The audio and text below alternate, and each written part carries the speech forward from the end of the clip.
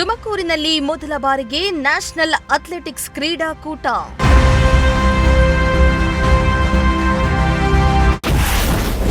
ಕ್ರೀಡಾಕೂಟಕ್ಕೆ ಚಾಲನೆ ನೀಡಿದ ಗೃಹ ಸಚಿವ ಪರಮೇಶ್ವರ್.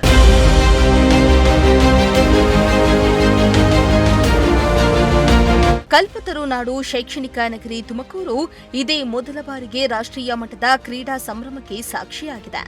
24ನೇ ರಾಷ್ಟ್ರೀಯ ಜೂನಿಯರ್ ಅಥ್ಲೆಟಿಕ್ಸ್ ಕ್ರೀಡಾಕೂಟಕ್ಕೆ ಇಂದು ಅದ್ದೂರಿಯಾಗಿ ಚಾಲನೆ ಸಿಕ್ಕಿದ್ದು, ಜಿಲ್ಲಾ ಉಸ್ತುವಾರಿ ಸಚಿವ ಜಿ. ಪರಮೇಶ್ವರ್ ಕಾರ್ಯಕ್ರಮವನ್ನು ಉದ್ಘಾಟಿಸಿದ್ದಾರೆ.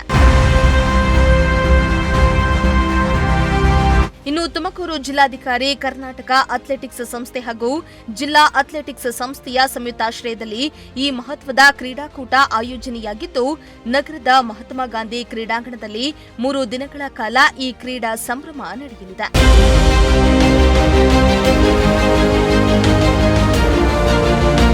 ಇನ್ನು ಏಪ್ರಿಲ್ 24ರಿಂದ 26ರವರೆಗೆ ನಡೆಯಲಿರುವ ಈ ಕ್ರೀಡಾಕೂಟದಲ್ಲಿ ದೇಶದ 28 ರಾಜ್ಯಗಳಿಂದ ಸುಮಾರು 1380ಕ್ಕೂ ಹೆಚ್ಚು ಅಥ್ಲೆಟಿಕ್ಸ್ಗಳು ಭಾಗವಹಿಸುತ್ತಿದ್ದಾರೆ.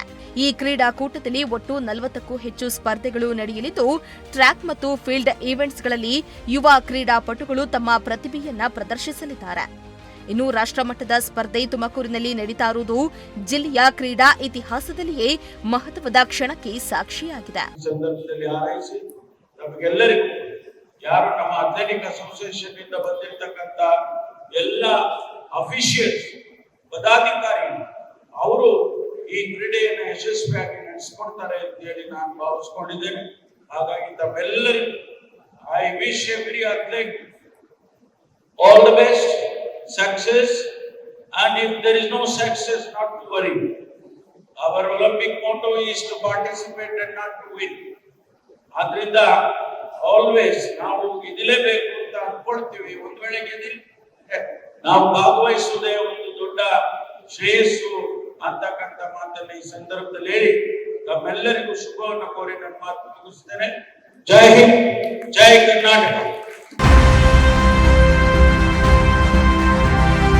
ಇನ್ನು ಕರ್ನಾಟಕದಿಂದ 110 ಅಥ್ಲೆಟಿಕ್ಸ್ಗಳು ಕಣಕ್ಕಿಳಿಯಲಿದ್ದು, ತುಮಕೂರು ಜಿಲ್ಲೆಯ 10 ಮಂದಿ ಯುವ ಅಥ್ಲೆಟಿಕ್ಸ್ಗಳು ತಮ್ಮ ಸಾಮರ್ಥ್ಯವನ್ನ ಸಾಬೀತುಪಡಿಸಲು ಸಜ್ಜಾಗಿದ್ದಾರೆ. ತಮ್ಮದೇ ನೆಲದಲ್ಲಿ ಸ್ಪರ್ಧಿಸುವ ಅವಕಾಶ ಸಿಕ್ಕಿರುವುದು ತುಮಕೂರಿನ ಕ್ರೀಡಾಪಟುಗಳಿಗೆ ಹೆಚ್ಚು ಉತ್ಸಾಹ ನೀಡಿದ್ದು, ಪದಕ ಗೆಲ್ಲುವ ಭರವಸೆ ಮೂಡಿಸಿದೆ.